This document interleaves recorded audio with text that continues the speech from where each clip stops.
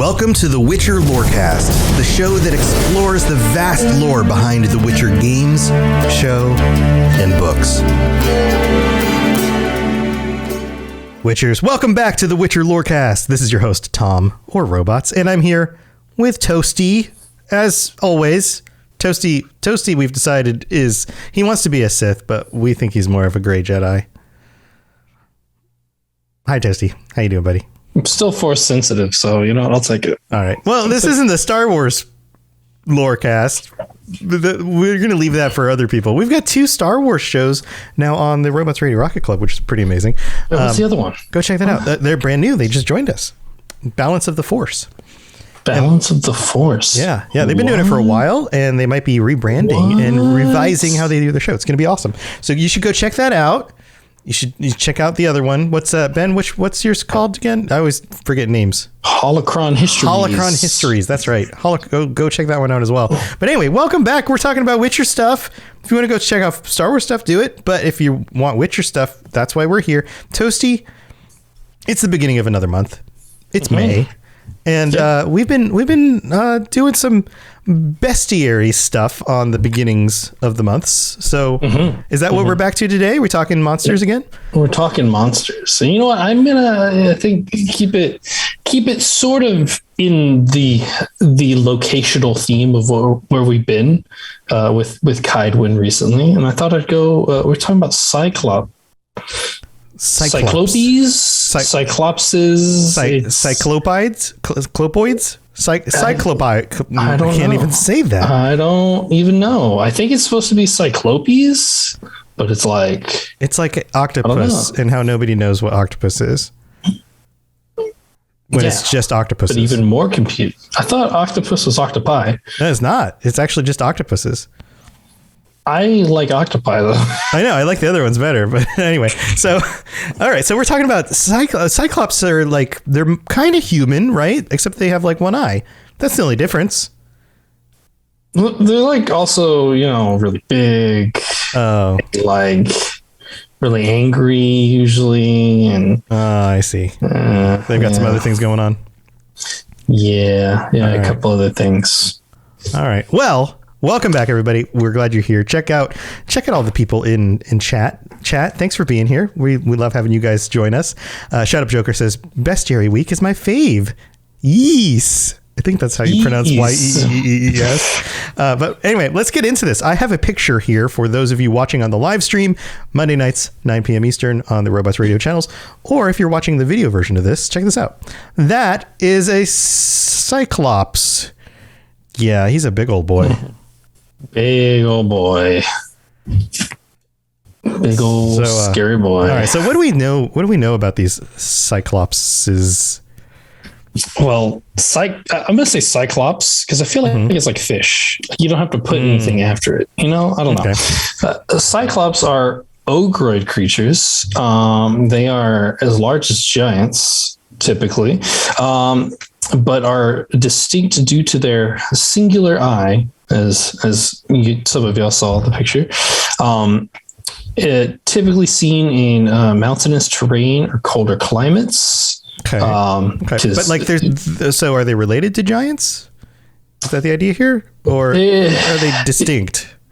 They're both ogroid, so yes. So they're kind of in the same general family as giants. Yes, they'd be in the same genus. If this was like the real world, I would say, I think, right? It's a genus and the species. Yeah. They'd be the same genus, I believe. Yeah. So, I'm going to read a little bestiary entry for you, and it may sound a little familiar to those of you who know some Greek mythology. How about this? We take a big stake, sharpen its tip, jam it in the Cyclops' eye, then sneak out of the cave disguised as sheep. How's that not a good idea? By Odesthaka, Traveler, died tragically on Spikarug. Yeah, this is clearly an Odysseus reference, isn't it? Even the name Odes, it looks like Odysseus. It looks like they just cut the name halfway through. Yep. Continuation. Cyclopses can easily be recognized by the single eye located in the center of their foreheads. If for some reason that is not visible, other telltale signs are their enormous size, incredible strength, and a seething hatred for all humans. Oh man, so they don't like anybody, or at least they don't like humans. They don't like humans. They're like Bender from Futurama. They just want to kill all humans. They just want to bend the humans. Maybe. I mean, that's what Bender was designed to do. That's why his name is Bender. He bends stuff. Yeah, fair enough. For combat tactics, because they are of the Ogroid monster type, you need to remember to coat your blade in Ogroid oil before you go into battle with one. And, you know, if you are unfortunate enough to be blindsided by a battle with a Cyclops, I don't know, probably run. You don't want to fight one on its terms. You're just not ready for that. It is best to avoid hits all around because they hit extremely hard. They hit like a truck because they're freaking huge. Yep. And they are incredibly tough and take many, many cuts from a silver blade before it can be felled. Yeah. So it's going to be a long fight. Yeah. I would imagine fighting something that size, like we're talking giant size. So this is what, like twice the height of a regular person at least. These things are big. Usually, right? So in The Witcher 3, these things are like the size, like there was like a watchtower. So it was like a 2-story tall watchtower, and this thing was the size of it. That's the one I can distinctly remember. So it's like it's at least twice the size of a person, if not bigger. Probably more. Yeah, probably more. Like height wise, maybe twice, 2.5 times the size, but like weight, they are much bigger. Right. So like a sword, like a silver sword compared to these things is like a little knife. It's like a toothpick. It's like attacking it with a toothpick. Yeah. Yeah, pretty much. That's why it takes a lot of cuts. Oh yeah. They are incredibly large and strong with long arms that have a wide reach. Even the witches of the School of the Bear cannot hope to block or parry a hit from a Cyclops. And so real quick, like we talked about on the previous episode when we talked about them, that's kind of their thing, right? Is that they go heavy armor.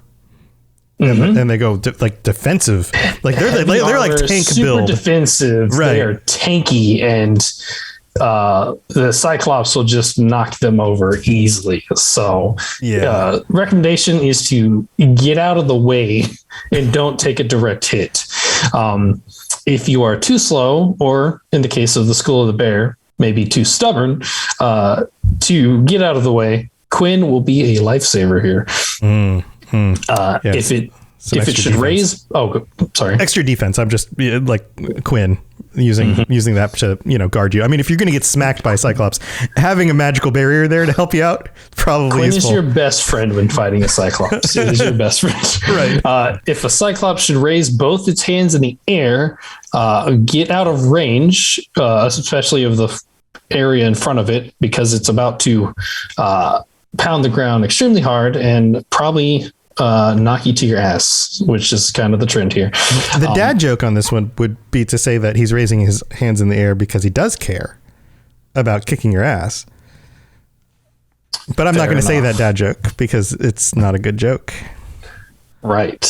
And do not think that fighting from long range will save you.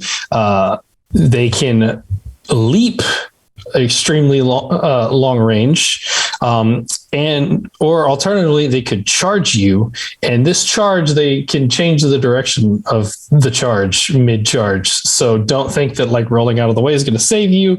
You want to axie it while it's in the charge so it gets all confused and doesn't actually complete it. So this thing isn't like a bull where you dodge out of the way of the bull's momentum keeps it going. No, it follows. It like this guy can. He runs more like a running back than a bull, right? He can like shuck and jive. That's the right phrase.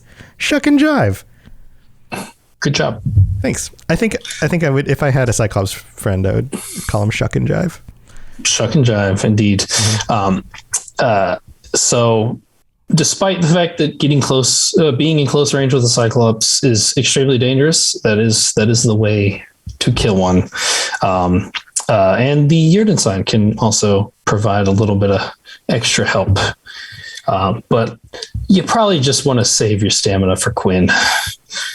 Yeah, that's what it sounds like. Yeah. So as far as unique variants that we have, we got the one, the only, the iconic old spear tip. Good old spear tip. I got him up on the screen right here. There he is. Yep. He is a variant Cyclops that can be found in the caves north of Kaer Morhen. He plays a role in the Wolf School trial, where Witcher trainees are sent into his cave to confront him. Luckily for them, he is normally asleep, and so they can just walk in and then just sneak on through and say, like, I did it. I'm done. I got out. They even have a rhyme. Old spear tip is one deep sleeper. Wake him up and you'll sleep deeper. Because he gonna kill you. Yeah, it makes sense. And then as for quests here, you come across Old Spear Tip in The Witcher 3 as part of the final trial quest, where you can Geralt can either sneak through the cave and avoid waking him up, or you can use Ard to blast away some debris, which will wake him up, and then you have to fight him. You kind of have the choice of whether you just want to fight him or not, pretty much. I feel like it's tradition. You got to leave him alive, right? You got to just sneak through and let him. He's part of the school, you know? Yeah. He's incorporated in their trial. Like, I feel like they keep him around. Yeah, of course. But if you're unfortunate enough to wake him, you fight him as you would a typical Cyclops. So, yeah. So, listening through this, I've got at least one question. I think I had maybe two, but one of them may have fallen out of my brain. You mentioned using ogroid oil. This is something that we see Geralt do a lot when he's prepping to fight monsters. It's a very witchery thing, right? You've got your oils, you've got your potions, you've got, your knowledge of the monster. And then you got your magic and your skills, and that's basically it. Like, right. So making sure you have the actual, something on your blade to help with wounding them when you're poking them with a little, silver toothpick, is going to go a long way. But it just occurred to me that, like, we don't know what that stuff smells like. What do you think ogroid oil smells like? Let me check something. Can you Google this? Is this a Googleable question? Well, I'm looking up the ingredients to make ogroid oil. That would give us a sense of it. Because I feel like it can't smell good, but if you do make it out of things like plants and stuff in the environment, it's probably at least, not offensive. So let's see. Bear fat and Genacia petals. Okay. So this can't be too bad then. It's not. Yeah, I don't think it'd be a little musky, maybe too horrible. It's got bear fat. Tastes. I mean, it's probably just like any meat just sitting there before it gets cooked, right? Kind of smells like that. There's some more here. Rib leaf, ranagrin. There's a lot of like grasses. The Genacia petals are like flower petals. It's like a weed, a leaf. Long rube is like a mushroom. It's very herbally. And then and this is to make like enhanced. You got more bear fat, and then you got cave troll liver, which I'm sure adds a very nasty smell right there. Yeah, the rest of it is almost like just lunch. It's like a salad with like a really fatty steak. Which probably smells pretty good. And then you add the cave troll liver, and now we're talking like liver does not smell good, and that's just like chicken liver or beef liver, and like I can't imagine what a cave troll liver would smell like. Probably like butt. It'd be real bad. It'd be real bad. Yeah, I bet Ben of Temeria knows. Ben, do you know? What he's in chat, I think. Yeah, man. So, all right. Do you remember fighting the Cyclops in the game? I remember fighting a few. The one I mentioned before, like the most distinct one, other than Old Spirit Tip, of course. But I just remember, I think it was in Velen. There's like a really like the more mountainous part of it where you like kind of get like high up. I just remember, like the first time I ever played it, I was not expecting it to be there. because I just like walking up exploring. Isn't that the one that's like a higher level than the stuff around it? I think because like Velen's like very spread out, and like as you go in like towards the edges, you start getting more and more difficult as you go. Right. And so like that mountainous area was real tough because I remember there's like a level like 40 Griffin or something over there too and whatnot. Right. So it was like I like walked over there. I'm pretty sure like probably like level like 25, and that thing was like it's like sitting down in this like tower, and it like stands up and just starts yelling at you, and I was like, wait, what? Oh God, no. Yeah, that sounds familiar. It's been a while since I've played The Witcher 3, but I feel like things like Cyclops, Griffin, some of these other monsters, when you find them in the wild, are usually higher level than the things around you. Like you'll get done beating a bunch of drowners up, and they're about equal level with you, right? And then all of a sudden you'll wander into the forest a little bit further, and you'll hear like clunk, clunk, clunk, clunk, like the footsteps and everything. And you look over there, and sure enough, there's some beast of a Cyclops who's like 10 levels above you at least. And you're like, oh God, okay. Yeah, see, because I never. Don't you feel like maybe you could take them though? Have you ever? Well, I definitely tried, and I got like my ass handed to me for sure. Right. Because I was like that charge attack.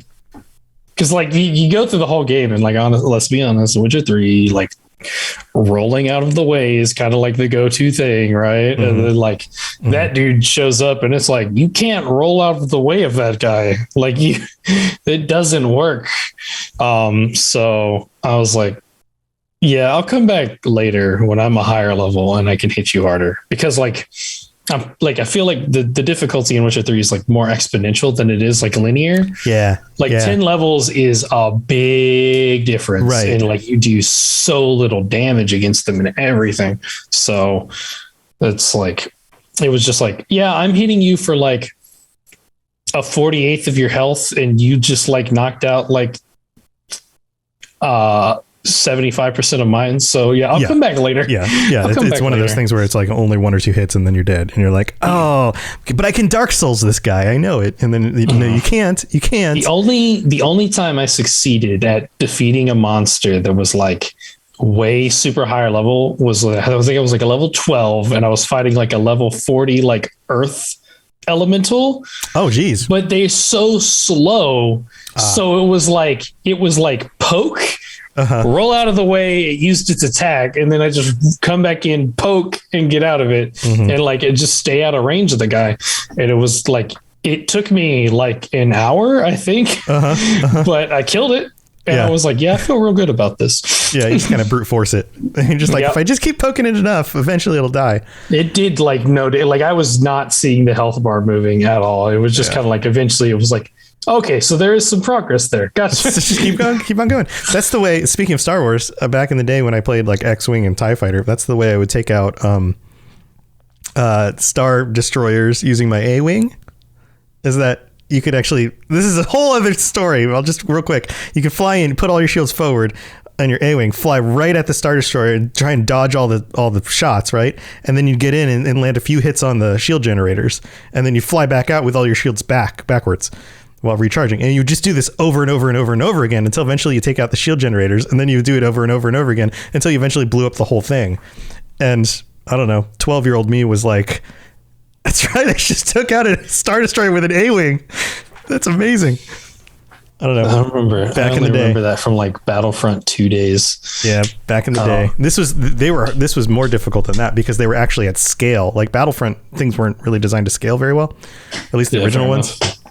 This was like old, like actual legit design to scale stuff. It was pretty awesome. Anyway, but that's not Witcher. I don't know. Maybe I'm in a Star Wars mood. I don't know what's going on. Apparently, I am too. Apparently, so we just love. We love all the things. It's Ben's fault. Me listening to Ben's podcast Freaking over here. Ben. Oh God. Well, speaking of Ben and our other patrons, it's time to go thank our patrons. But we'll be right back with some more mythology and real world connections to Cyclops, because clearly that's a monster from the real world. So and they really exist. All right, don't go anywhere. Very well. Let us get this over with. Something has infested my vineyard. Great. Let me go prepare my something oil then. All right. So speaking of Ben and all of our other patrons, thank you so much for supporting us, patrons, all 15 of you, making this a show that we can keep doing. And we really do appreciate it. And we don't have any new patrons this week to shout out, but we, of course, will always shout out our higher vampire patrons, our tier 5 patrons, Ben of Temeria and Bane, the hospital guy. I'm just going to call him that from now on because I still can't pronounce the other word. And everyone else, thank you so much. And if we're helping you get through your work day, your work week, your work month, your work year, or driving to the grocery store, then go to patreon.com/Witcher Lorecast and check out the different tiers where you can get ad-free episodes. You can join us on future episodes of the show. You can get t-shirts with actual monsters and like when you go in one of the towns and it's got like the paper on the board, the little sign, it's like, hey, I need help killing this monster. That's what are on the t-shirts with monster pictures, and they're pretty awesome. I think they're really cool.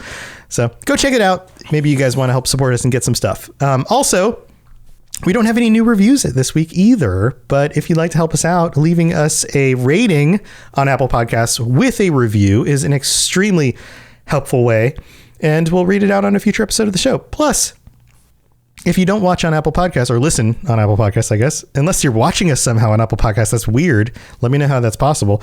Then you can also leave ratings on Spotify, which are also extremely helpful. So thanks to everybody for your support. We really do appreciate it. And that's it for the middle of the show. Let's go talk about ogroids, specifically Cyclops. You smell of death and destiny, heroics and heartbreak. It's onion. Right, yeah. All right, so here we are. We're back. And as usual, with our bestiary episodes, we talk about the real world mythology and connections to the monsters. And I feel like the Cyclops is a more commonly known one. We've talked about some really obscure ones, or at least things with obscure references to real world monsters, at least for those of us in kind of like most Americans are more Western European descendant. So our culture is kind of more that way. But like Eastern European descent, there's these other monsters that we don't hear about a whole lot in the US.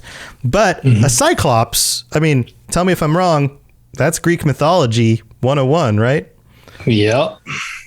So what do we know? What do we know about Cyclops? Yeah. So if you're familiar at all with the Odyssey and some of like Greek mythology or whatnot, then I think you probably familiar with Cyclops. But actually, the first iteration of the Cyclops was Hesiod's version, where the Cyclops were the children of Gaia and Uranus. Yeah, get your laughs out. Who were Titans. They were Titans, right? Yeah, they weren't even the gods. They were the Titans who came before the gods.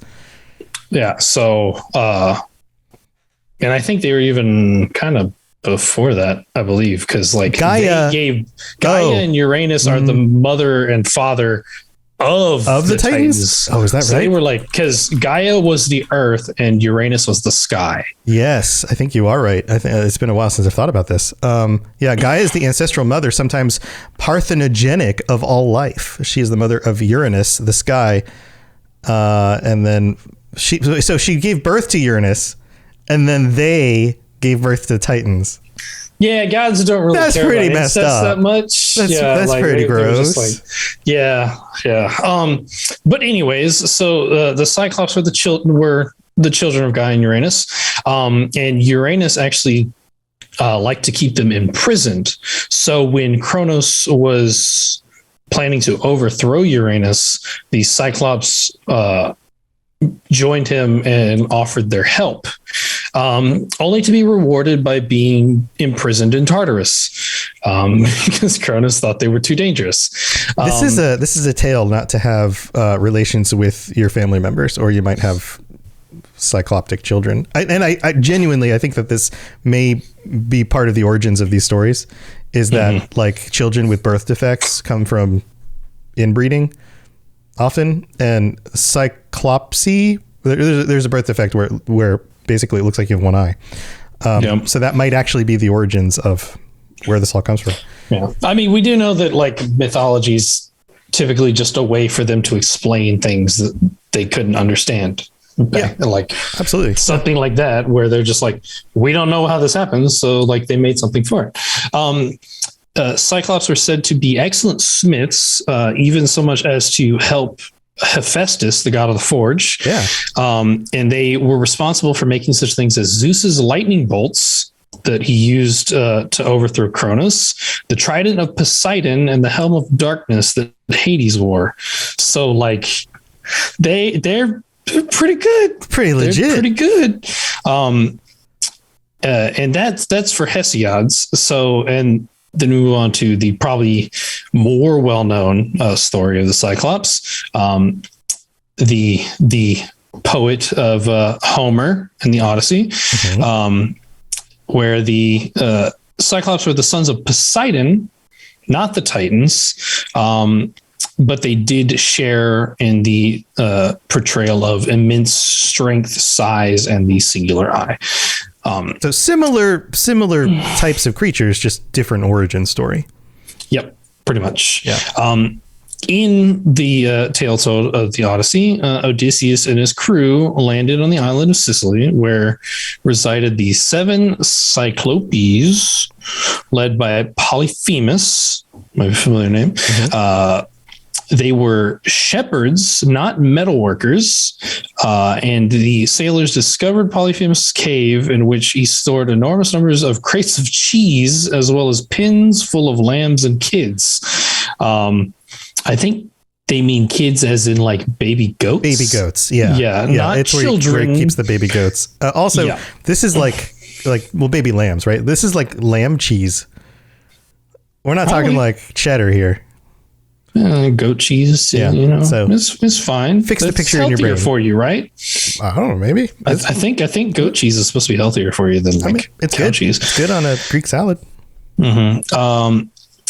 And when the owner was out with his sheep and goats, Odysseus' crew urged him to steal what they needed from the cave and run away, but he insisted that they stay and meet the shepherd. When Polyphemus returned, he drove his flocks into the cave and closed it behind him, moving a mighty boulder across the entrance. When he found the men in the cave, he killed 2 of them. He was not very happy. And ate them. Yes, he was not very happy. And then the next morning, killed and ate another 2 for breakfast, and then let the sheep out of the cave, and closing it behind him.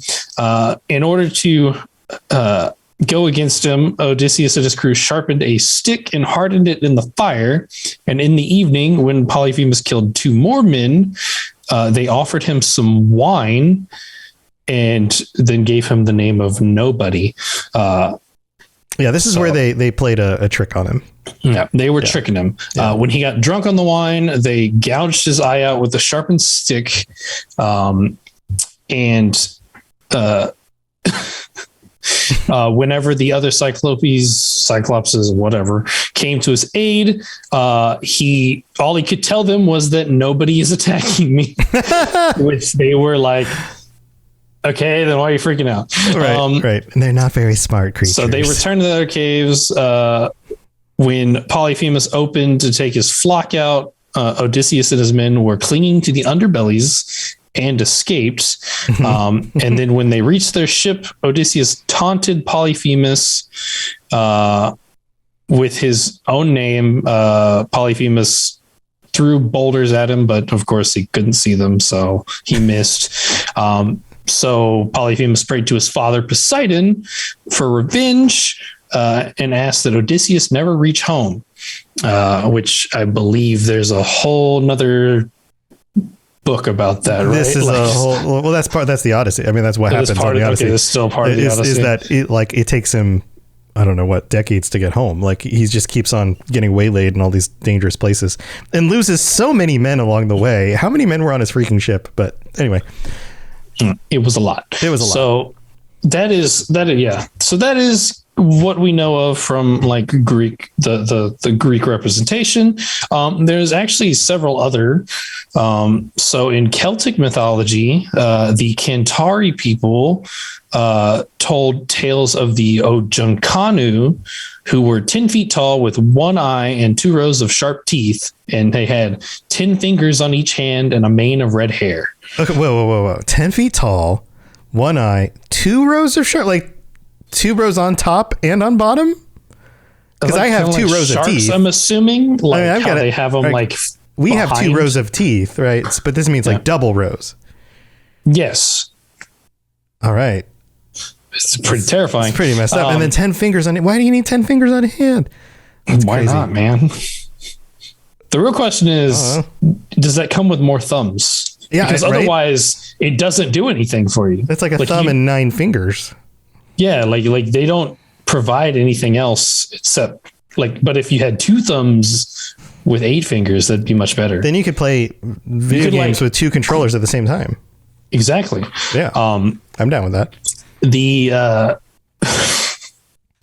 is a bit of a content warning because of the description, which is hilarious.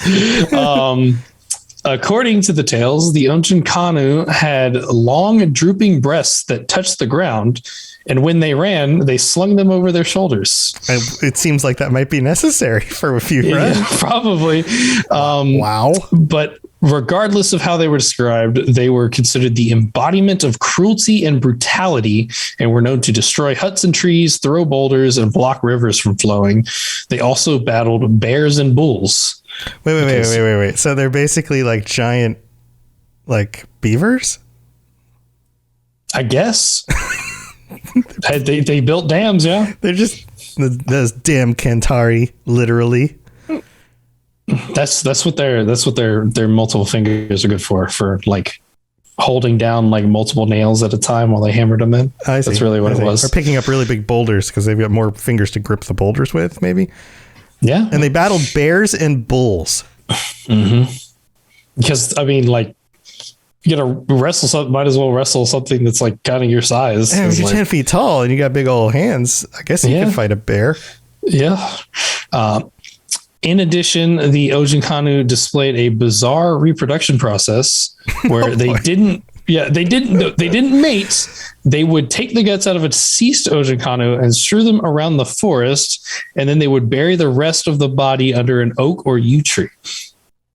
Wait, so they planted their children with the bodies of deceased? They planted the dead bodies, right? Like and then that's how they would be reproduced. And that's how, like they said, like the dead bodies of their species were used to plant in the ground, and then they would spring, like the babies would spring out of the ground from the dead body parts. It's like farming, like right. You're literally children farming.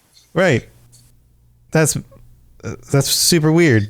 Hey, look, mythology's weird, dude. Yeah. No, I like this. And then the Slavic mythology, which surprisingly doesn't seem to really be that reminiscent of what we see, except for a couple things. So known as a Liko, they were described as in a number of ways. Either a giant whose head rises above the treetops, which is what we see, an evil, scary looking man, or an emaciated old woman. You know, okay, hold on. Wait. A giant head rises above treetops. That tracks, right? Evil, scary looking man. I would imagine that most of the time, single eyed, they look kind of scary, right? Mm-hmm. And the ones you just described, the Ojunkanu, have breasts that droop into the ground.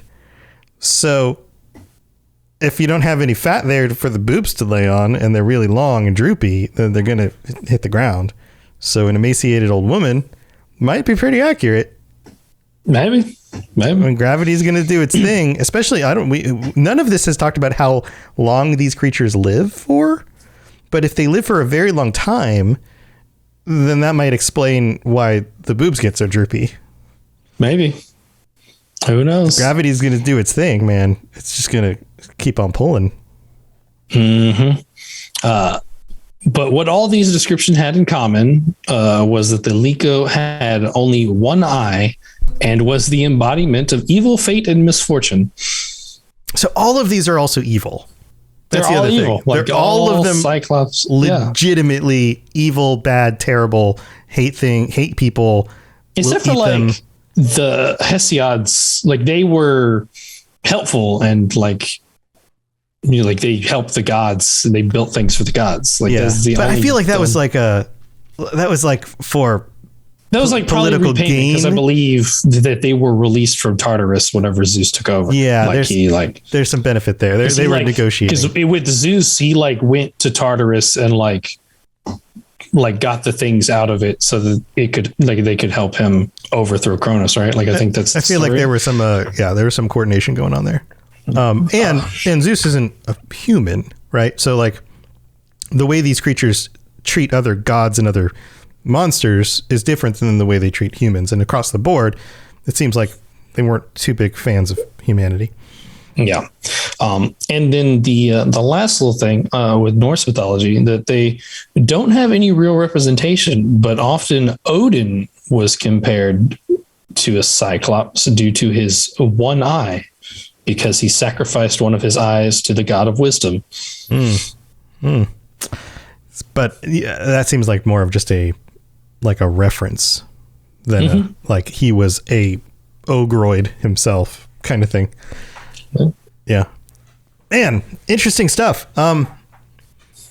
Well, how do you feel about Cyclopses? I mean, they seem like they're just legitimately evil. I mean, if you're a Witcher in the Witcher universe and you come across one, then it seems like you got to put it down. Like, let's think about Geralt's whole perspective here on like intelligent monsters and should they be killed or not. Do you think Cyclops fall into that? They're slightly intelligent. I think it depends. Like, but it seems like they're just. I think if there's a threat, like universally dangerous and evil. Well, like if there's a Cyclops threatening like a village or something, then yes, like I think that he should probably like put it down or like go after it. But like some of them, like you don't like. I mean, obviously they have like a sort of symbiotic relationship with old Speartip where they like he doesn't. It doesn't seem like he does much to like harm them. And they just try to leave him alone. They just pick on him every so often by sending a bunch of students his way. Yeah, it was like, which like if they're smart, like if the students are smart, they don't end up having any trouble with them, which is probably what they want. Like whenever they want to test someone, they want a smart student to be a Witcher. Like if you're dumb, then you're just gonna die. And then like the one I mentioned before, where he's like up in the mountain, like he's not, like no one's up there. Like there's no civilizations up there. Like he's not too far, obviously. Although I guess on a like more of a scale, like they scaled down the game, so he's probably actually a decent ways away from like any village, and he's not hurting anyone. Like he took up residence at a tower. They can't use that tower anymore, but it's like he's probably eating like whole deer and stuff like that and not like people. So it's like you could probably leave him alone and he'd probably be fine. Or other monsters, you know. Yeah, like he'd probably be fine. But like if they're like too close or like threatening like civilizations, then like I think then you probably have to go because they're not they are really dangerous. So do you think old Speartip realizes that the Witchers just keep doing this, or do you think that he just is surprised every so often when a bunch of kids show up and accidentally wake him up? Do you think he's pieced it together that he's like, oh, this is those guys in the castle over there in the fortress or whatever? It's hard to tell, but I assume it seems like Cyclopses aren't that intelligent in general. Yeah. So like, my guess is he just keeps getting surprised and he's like, oh, more kids here. He probably has the intelligence of like an animal. So it's just like something shows up at its den and it defends itself. Like that's really it. But like, if you don't bother it, then he doesn't put two and two together and be like, oh, it's those guys over there. Well, he hasn't torn Kaer Morhen to the ground yet, which like if he'd figured it out, he would have been like, all right, well, it's these annoying fuckers over here. I'm going to go rip down their keep. Like, stop them sending stupid kids in my house. Get out my cave. Get off my lawn. He's the equivalent of a get off my lawn. Yeah, pretty Cyclops. much. So yeah, that seems to be the case. Well, that's where I think the question of like, are they intelligent enough to fit into that justification comes in, right? Because if they're not that intelligent and they are simply reactive, even if where they are right now isn't hurting anybody, if a traveler happens to, upon them, or if humanity decides to retake that building that they need or whatever, there's still going to be a problem. Like at no point are you going to be able to go walk up to one and say, hey buddy, let's make a deal. I'm going to give you as many sheep as you want to eat. You can just go live over there. Yeah. Well, that's the case with all monsters in like The Witcher, right? Like they're not dangerous until they're dangerous.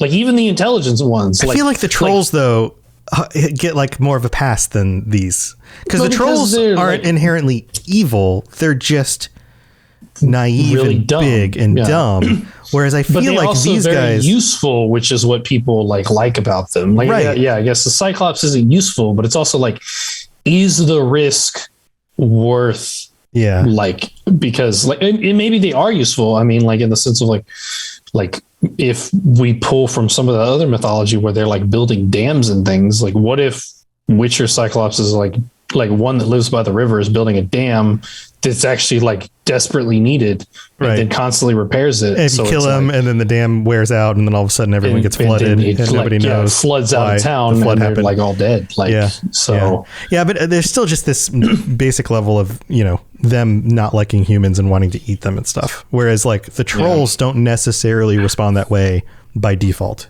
Well, it's like I think that's generally the idea. Like the path that Geralt takes is like the monster.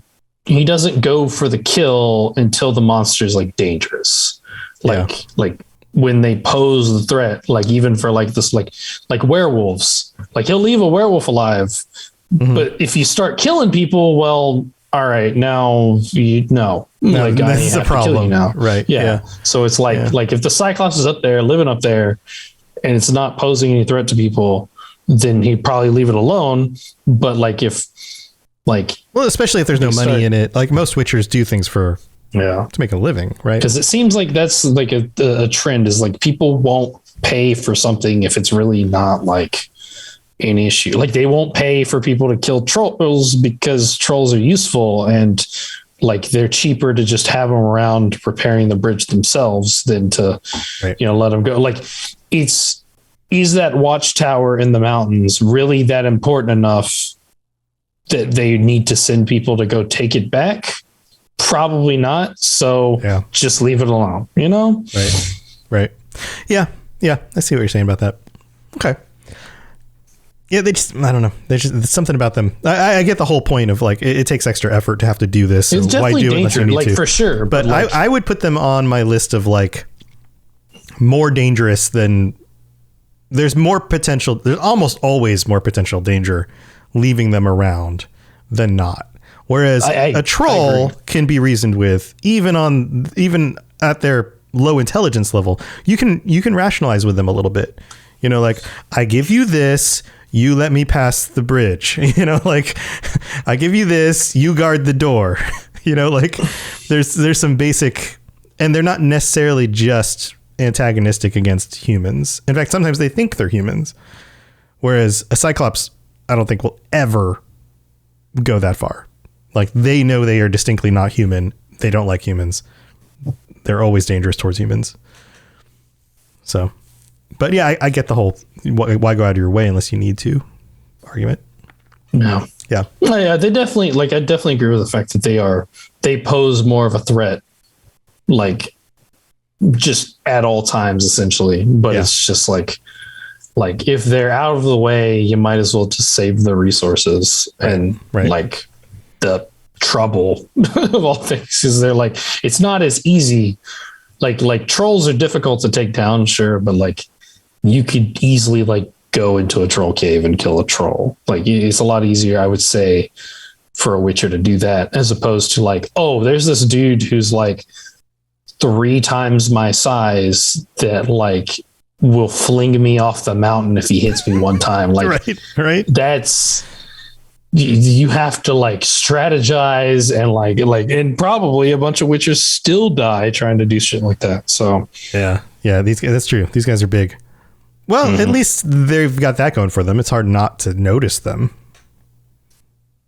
Then, I mean, it's going to be rare that you're going to stumble onto a cave with like one as sleepy as old Spear Tip. Yeah. So I got you. Okay, well, that makes sense to me. But I think that's it. We don't have anything else about Cyclopses then, huh? That's it. But it's interesting though. They do show up in a few different places in mythology. It's not just Greek. So that's cool too. It's typically how it goes for most of them. I know we typically tend to follow the Slavic, but like in this situation, like they're not really like focused in that. Like they were like very prominent in like Greek. Yeah. So yeah. I feel like the Greek mythology in this one is probably the proto story. And then it's spread from there. That kind of appearance. Like maybe not for the Celtic mythology though. I'd have to wonder because it's so distant that, similar types of creatures come up in mythology in remote locations because there's just only so many shapes and creature designs, that people can come up with. This one is shaped kind of like a lizard. This one's shaped kind of like a bear. This one's shaped like a person, but it has this instead of this, like that kind of thing. So it seems like, and like we mentioned before, the whole genetic birth defect thing that happens where some people are born with what looks like one eye, that seems like an inspiration that would be universal. So interesting stuff. Well, guys, thanks for joining us. I hope you guys enjoyed this episode. Toasty, I know you got some side projects going on, right? Yeah. As always, follow us, the Witcher Lorecast on Twitter. I have joined the Cyberpunk crew for season 2 of their series, Cyberpunk, Cyberpunk apostrophe D. Those episodes, we've recorded the first 2 episodes, but they are not out yet. They're still releasing the last of their season 1 stuff. So hopefully soon. Yeah. So keep your eyes on the horizon. There you go. So if you want more Toasty in your life, then go check that out. Go ahead and subscribe to it, and then catch up on season 1 so you'll know what's going on for season 2 when Toasty shows up. So there you go.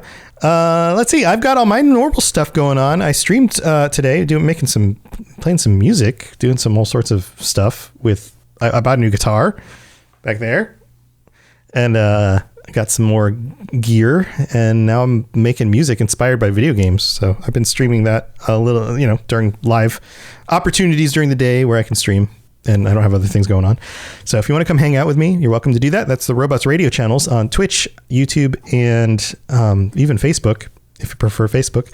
And then, of course, all of my other shows, the other Lorecasts I do, all of the other shows on the Robots Radio Network, all that stuff can be found at robotsradio.net. And that's, kind of how things are going. And if you want to talk Witcher with us, we'd love to have you join us on the Robots Radio Discord and or just shoot funny memes at each other like we've been doing. We were just throwing gifts out for today. Somebody said hi, and then I responded with Geralt going, and then that just turned into a whole... I did angry and someone said you need a nap, and I was like, I can't fucking sleep. As Genesis said in chat, yes, the episode that released for the Two Girls One Ship podcast today, I was on it because I am a patron over there because I got to support my beastie. So there you go. If you want to hear me talk about romance stuff, I think specifically this one was accidental romance stuff in video games. Like, oops, I accidentally kissed you, like that. I do mention some Witcher stuff in that episode. Nice. Awesome. We'll go check that out as well. Well, that's what we got going on. After this, coming up right in like 30 minutes from now, will be the Mass Effect Lorecast, and we've got some really cool details on a poll that we ran about a bunch of things that the community is doing, like which companions they prefer to take with them in which game, and a bunch of other stuff. So if you're into Mass Effect, then stay tuned for that. If you're watching the live show, I'll be back in about 30 minutes. And if you aren't already checking out the Mass Effect Lorecast and you enjoy Mass Effect, go check that out as well. All right, that's what we got, guys. We'll see you next week. And do we know what we're talking? Are we moving to a new location next week, Toasty? No. We're staying in Kaidwin. We're going to start talking about some specific areas. So for next week, we're going to be talking about Banard. Nice. Well, cool. So, I look forward to it. All right. We'll see you guys next time. Until then, stay safe on the path. All right. See you guys later. Thanks for tuning in to the Witcher Lorecast. We'd love to hear about your experiences with the games and the books and the TV series and all your thoughts on everything. Please check out the Robots Radio Discord and follow us on Twitter at Witcher Lorecast. You've been listening to a Robots Radio podcast. Smart shows for interesting people. Check out all the shows at robotsradio.net.